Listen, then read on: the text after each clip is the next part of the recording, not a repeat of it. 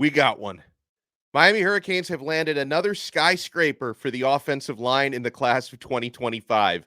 From Havana, Florida to Little Havana, Lamar Williams, welcome to the U. You are Locked On Canes, your daily podcast on the Miami Hurricanes, part of the Locked On Podcast Network, your team every day.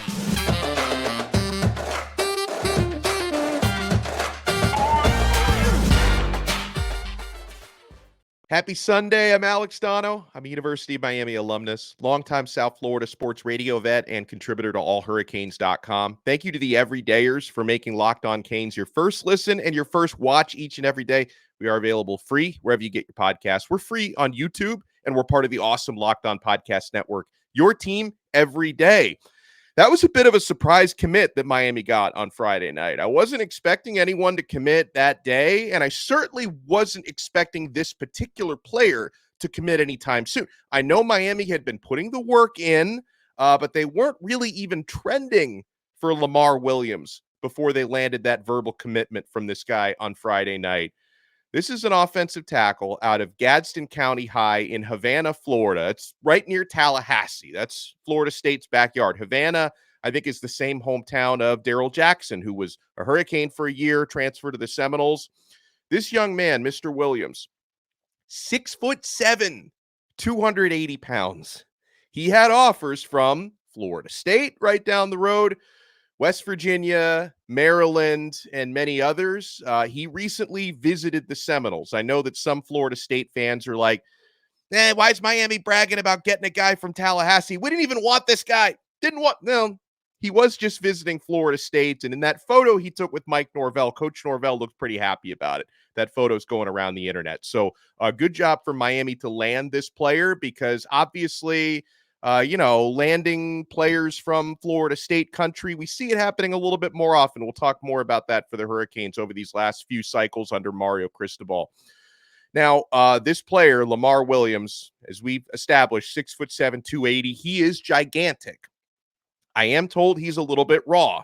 My colleague Brian Smith from All Hurricanes talks a lot with his high school coach. But this is the type of player, and I've seen some of his tape, and he looks fantastic out there. Alex Mirabal has clearly identified Lamar Williams as someone that he can develop, because the ceiling on this player, with that sort of size and footwork and athleticism, the ceiling on this player is incredibly high. And with Cristobal and Mirabal, their track record for developing offensive linemen, for Cristobal going back to all the jobs he's had, including Alabama and Oregon, and Mirabal with him at Oregon. They've got a great track record with that. And, I love the sort of monsters that Miami is recruiting on the offensive line in recent years. I love the fact that, the Hurricanes, they had just landed 6'8" Markel Bell, the junior college offensive tackle for the class of 2024. So they've already got a 6'8" guy now stashed in that offensive line. They're about to be landing a 6'7" guy. They're still in it for another 6'8" guy who's announcing his decision soon. This is how you build that great wall of Mirabal. Maybe that's why they're also recruiting 6'7" quarterbacks like Judd Anderson, because Judd's going to need to be that tall to see over that offensive line with just the size of individuals that they're adding to that. So back to Lamar Williams. He doesn't have a rating yet from 24/7 Sports. I think he's going to be doing more competitions, and he's, going to get more eyes on him from scouts. So he'll probably get more rankings soon, but he does have ratings on a couple of the other big recruiting services. He's rated a 4-star by Rivals and a high 3-star currently by On3. Excellent strength, very natural looking footwork. There is a video going around. My guy, JMP, Jeremy Marks Peltz, put out a video of Lamar Williams pancaking somebody in one of his high school games last year. So there is going to be a lot to work with this player coming to Miami. Prior to Lamar Williams committing to Miami, that On3 prediction machine was going with Florida State at a 60% chance to land him. I think Miami only had a 3.4% chance to land him, and yet here he is. Really enjoyed the one-on-ones, the FaceTime he got with Miami coaches and the visits that he had, and, talked about how Miami, he feels like, is the best spot for him and his family. And yes, anytime you're talking about a football culture like Miami. I mean, I like the big picture of the football culture is something I appreciate, but when you're an offensive lineman, again, knowing that this is an offensive line driven program and you're going to get that sort of coaching and development from Cristobal and Mirabal, it's not like obviously Miami's not landing every blue chip offensive lineman because a lot of the ones we wanted have gone elsewhere in the last cycle, for example. But this is a really attractive spot for top offensive linemen.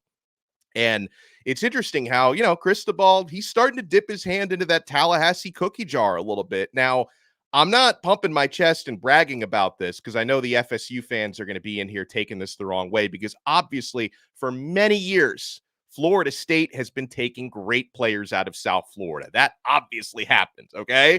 But within the past few cycles, we're seeing Cristobal getting players like Emory Williams, who's from Milton, not far from Florida State, Artavius Jones, who's from right by Florida State's campus, Lamar Williams. He's taking these guys right out of FSU territory. So he's bringing the fight to them. So now adding Lamar Williams to this class of 2025.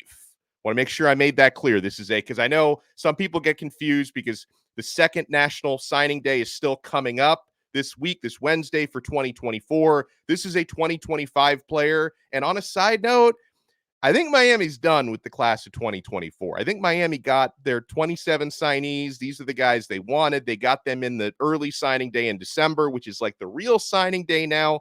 I don't really think Miami's going to be landing anybody this coming Wednesday. We've seen surprises happen before, so we'll keep an eye out. But I think Miami's done for the class of 2024. We're talking 2025s now, which is where Lamar Williams is. Miami currently now has 4 verbal commits for 2025. They have the 19th ranked class. It's obviously way too early to be talking about rankings, but it is what it is. So Williams joins wide receiver Waden Charles, quarterback Luke Nickel, who's a friend of the show now. He came on last week. And by the way, Luke just had a birthday a couple days ago. So happy birthday to Luke Nickel, and linebacker Elijah Melendez are committed in this class. And, Miami, obviously, they're going to have to fight the same way they're fighting to bring new commits in. They're going to have to fight to keep their own guys. Melendez, for example, Coach DeBoer in Alabama landed the helicopter at his high school in Kissimmee last week, and he's talking about taking a visit to Bama, even though he's committed to Miami. So obviously Miami's going to have to keep fighting to keep their own guys and grab others, but that's where the class now ranks, number 19 for the class of 2025. Obviously, we have about 10 months until early National Signing Day, so there is a long, long way to go, and Miami's trying to make progress with blue chip players. So you had another 7-on-7 event and another handful. And actually, a lot of the same guys who were here last week took follow-up visits to Miami yesterday. So I want to talk about some of the top players in the country, including Jaime Ffrench, the 5-star wide receiver we talk about a lot, Chris Ewald, the 4-star corner out of Chaminade. Folks, you know what you want to do? You want to keep it locked right here. We are only getting started on this brand new episode of Locked On Canes. If you're a small business owner, you should only be getting started on LinkedIn Jobs, because when you're hiring for small businesses, you want to find quality professionals that are right for the role. That's why you have to check out LinkedIn Jobs. LinkedIn Jobs has the tools to help you find the right professionals for your team faster and for free. LinkedIn isn't just another job board. LinkedIn has a vast network of more than 1 billion professionals, which makes it the best place to hire. It gives you access to professionals you can't find anywhere else.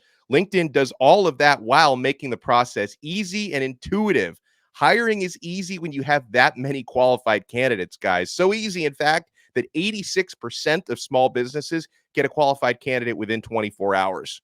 Post your job for free at linkedin.com/lockedoncollege. That's linkedin.com/lockedoncollege to post your job for free. Terms and conditions apply.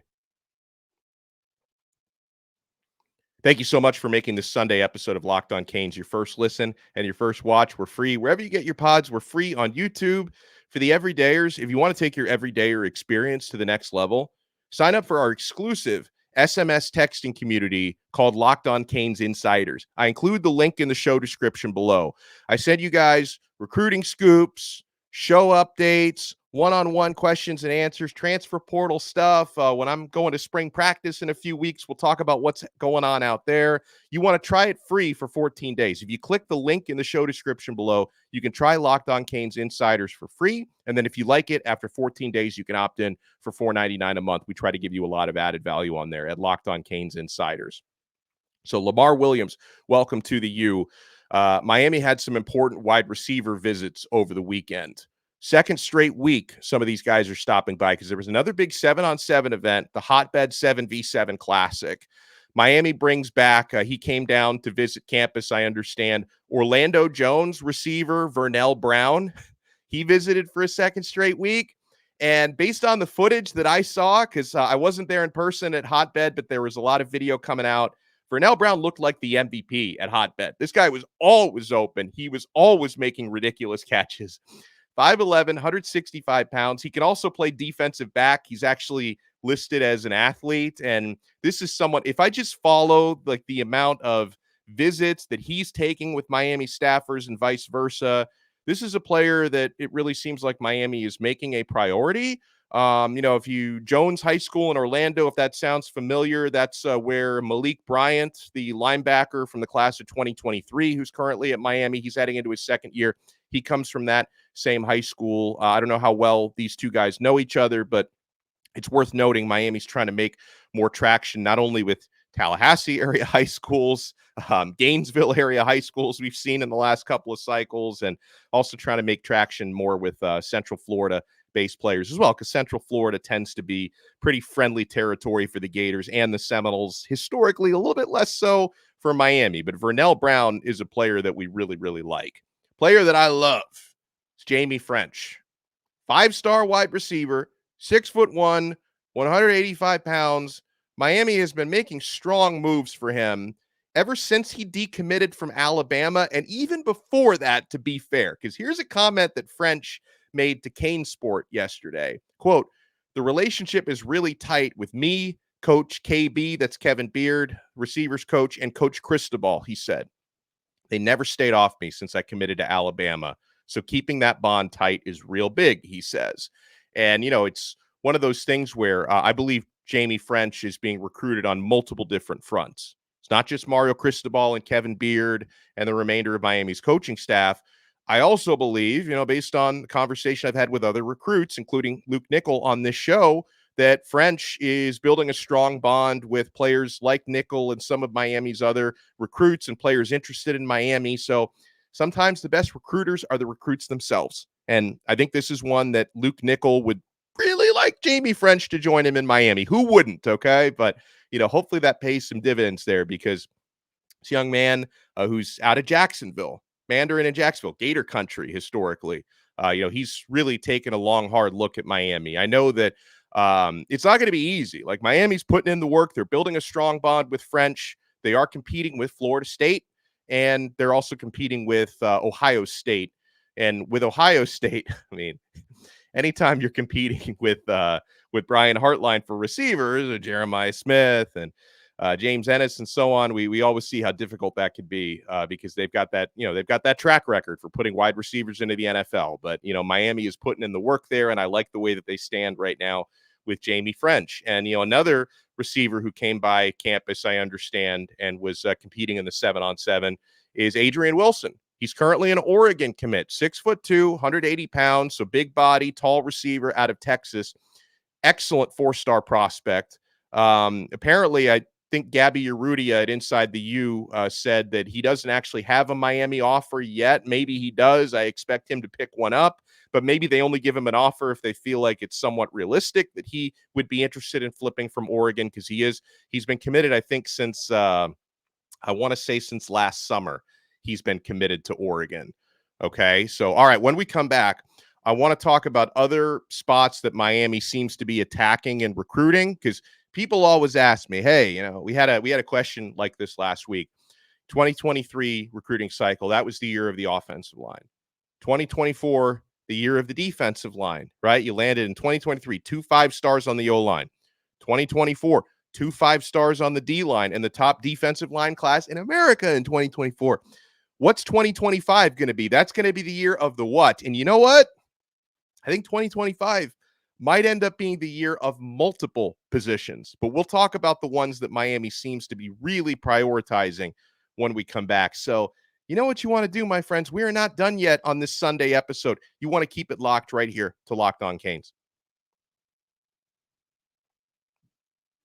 'Tis the week of FanDuel. Like, this is the official FanDuel week coming up, guys. Happy Super Bowl to all who celebrate from FanDuel, America's #1 sports book. If you're like me, Super Bowl Sunday is all about scoring the best seat on the couch, grabbing your favorite snacks, and placing some super bets. FanDuel has so many ways to help you end the season with a W or 2 or 3. So not only can you bet on who will win Super Bowl 58, I'm liking the Chiefs, by the way, especially as underdogs. FanDuel also has bets for things like which player will score a touchdown, which players will score touchdowns, which will score a touchdown first, how many points will be scored, so much more. New customers, join today and you'll get $200 in bonus bets if your first bet of $5 or more wins. Just visit FanDuel.com/lockedon to sign up. That's FanDuel.com/lockedon and make every moment more with FanDuel, an official sportsbook partner of the NFL. Thank you so much for making Locked On Canes your first listen and your first watch today. Boy, I got a lot of show announcements for later today and for tomorrow. This will not be our only episode today because obviously I monopolize a lot of you guys' time talking football, right? Football, recruiting, we're very much into. Transfer portal has been a big topic. Probably haven't talked enough about other sports, so I will be doing an episode later today with a couple of awesome guests. Hoodie Girl is going to join us to talk about the Hoops team. Awesome comeback win against Virginia Tech yesterday. I was flipping between the Virginia Tech Miami game and the Senior Bowl, thinking I'm probably going to enjoy the Senior Bowl a little bit more. Miami pulls off that comeback against the Hokies. I was all freaking in. We're going to break it down later with Hoodie Girl, and we're going to do a little baseball preview because it starts this month, by the way. Hurricanes baseball starts this month. Our guy Ray Borg is going to join me to talk a little bit of baseball a little bit later today. Tomorrow's episode, we're going to have a very good guest. He's not been on the show in a while. So if you're like a new Locked On Canes listener or viewer, you may not have seen and heard this man, but he's been on the show a couple times. He's a sports and entertainment lawyer, Alan K. Fertel. He is a legal expert on things like NIL and on these NCAA lawsuits. Like he's not directly involved in the NCAA lawsuits, but if I'm going to lean on somebody to tell me, hey, what's going on with Tennessee and Virginia and the NCAA? What's going on with the NCAA penalties against Tennessee, these level 1 violations? Alan K. Fertel, who is a sports and entertainment attorney, can help us break that down. He's going to be joining us tomorrow. So later today, Hoodie Girl and Ray. Tomorrow, Alan K. is going to join us, if I can turn that into a little rhyme. So we have a lot of good stuff coming up later today and tomorrow on Locked On Canes. All right, so what positions does it look like Miami's really attacking right now in recruiting, in addition to wide receiver? Because we just told you about some great receivers who were back in town, visited Miami again today. Miami's putting in the work on the Vernell Browns and the Jaime Ffrenches. And another one that I really like, by the way, who gets brought up occasionally on the show, Cortez Mills out of Homestead. That dude is a stud. And he's a hometown guy, home area 305 guy. Like Cortez Mills is another really good one that I would like to see Miami land in the class of 2025 to hopefully play receiver here in the future. So in addition to receiver, I think this could be the year of the cornerback, right? Because Miami wants to really start stacking blue chippers there. Chris Ewald, that's another one who visited Miami again, second consecutive week. And it seems like Chris Ewald, 4-star cornerback out of Chaminade, Madonna. Seems like the visit went really well because he was posting on his X account and on his social media some pro-Miami stuff, including, the Hurricane flags, that GIF that people like to put out. He was posting that. Yeah, I don't want to like make people think, oh, a commitment is imminent. I don't know. I don't know what his timeline is. Okay. But I know Miami has really made Chris Ewald a priority, and, they would like to continue that Chaminade pipeline after just landing two of the very best players in the country who happen to play at that high school in Zaquan Patterson and JoJo Trader. On a side note, by the way, something we've been talking about for the last few days on JoJo Trader, who's enrolled, he's already at Miami. I notice a lot of folks are now talking about this because I think it was on Thursday, maybe when we first brought this up, Wednesday or Thursday. The feedback that I've been hearing on JoJo Trader at off-season workouts is beast. Like this, it's going to be hard to keep him off the field. You know, that there's even some chatter that maybe Miami finds a way to get Josiah Trader, JoJo, as a starter this coming season at one of the receiver spots, that he's looking that good. Now, I don't want to jump to too many conclusions based on off-season workouts because we're not even talking about full practices yet, but the early returns are really positive on JoJo, former stud out of Chaminade. Zaquan Patterson also being described as a freak earlier on. And, you know, Miami would like to keep that Chaminade pipeline going with a guy like Chris Ewald. Offensive line. It's going to be another big focus in this cycle. I mean, heck, we were just talking about Miami landing Lamar Williams, who's 6'7" to play O-line. We're going to see what happens on Thursday. So on Thursday, I think it's going to be streaming live on the 24/7 Sports YouTube channel. We're going to find out where Owen Strebig is going to be taking his talents. The 6'8" offensive tackle out of Wisconsin. I know he's got a top 5, but his top 2, based on what he said a week ago, is Notre Dame and Miami. The Notre Dame versus Miami are his top 2. He does have a handful of crystal balls to Notre Dame, so we might be fighting uphill or swimming upstream for this one. But Owen Strebig, he did post, another guy who's been posting a lot of Miami-related stuff on his social media accounts for the last couple of days. We're going to find out. So could you imagine if within a couple of years you get 6'8.5" Markel Bell, 6'7" Lamar Williams? If you can land 6'8" Owen Strebig, you're going to be surrounded with giants. It's going to be a bunch of Goliaths on your offensive line if you could land this guy. So we will find out. And I know Miami, they continue to recruit big-time running backs. I like the way Miami's been trending with 4-star Alvin Henderson, an Alabama product. We talked a little bit about him on our most recent show. So Miami's got a lot of irons in the fire right now when it comes to recruiting top players. Here's some good news about a player currently on the roster. According to Caneville, the charges have been dropped against Jacobi George, Miami's second leading receiver from last year. Because, yeah, it was in the news about 3 weeks ago. Jacobi George was arrested for what was described as street racing. But then when the actual police report came out, apparently all he did was like drift into a turn. And the charges reportedly now have been dropped. Okay. So, you know, that obviously it tells you that the situation is not as serious as some people initially perceived it to be. That's one. You know, I don't know what that means for his eligibility when it comes to in-team suspensions, if he's going to get one or not. I know he's working out with the team, so we'll see what happens. You know, I also, obviously, Jacobi George is someone who's, you know, he's frustrated us committing penalties, personal fouls, and stuff like that. So I'm glad to see these charges get dropped, but I hope he can find peace and discipline on and off the field, because Miami's going to need a big year from him. Going to need a big year from Restrepo. Going to need a big year from Jacobi George. And if Jacobi, assuming he plays in that Florida game, man, I don't want to lose that game. I don't want to lose to Florida to start the year. You know, Isaiah Horton, JoJo Trader, whoever emerges as like the top 5-man rotation at wide receiver, I need these guys to give it their all. So I'm happy for Jacobi George. Really, really nice guy. I just, you know, I hope he can find like the consistency on and off the field, because I don't want to see any of those personal foul penalties like we saw in the Pinstripe Bowl and a couple of other games throughout the year. But very good news that according to Caneville, the charges there have been dropped. I appreciate everyone for stopping in and making Locked On Canes your first listen and your first watch today. We will be back later today talking hoops with Hoodie Girl, talking a little baseball with Ray, and tomorrow we'll be diving into some pretty heavy legal stuff. Like I know sometimes I speak in legalese because I play a lawyer on YouTube and on the radio. No legal training, by the way, but Alan K. Fertel is going to join us tomorrow, sports and entertainment lawyer, to talk about all these issues with the NCAA and NIL. So you guys, thank you so much for making us your first listen today. If you're watching on YouTube, smash that like button and subscribe to our channel, Locked On Canes. And if you listen to the audio version, please leave us a 5-star rating and subscribe on Apple Podcasts, Spotify, Odyssey app, wherever you get your podcasts. And we'll talk to you again later on another episode of Locked On Canes. We are part of the awesome Locked On Podcast Network, your team every day.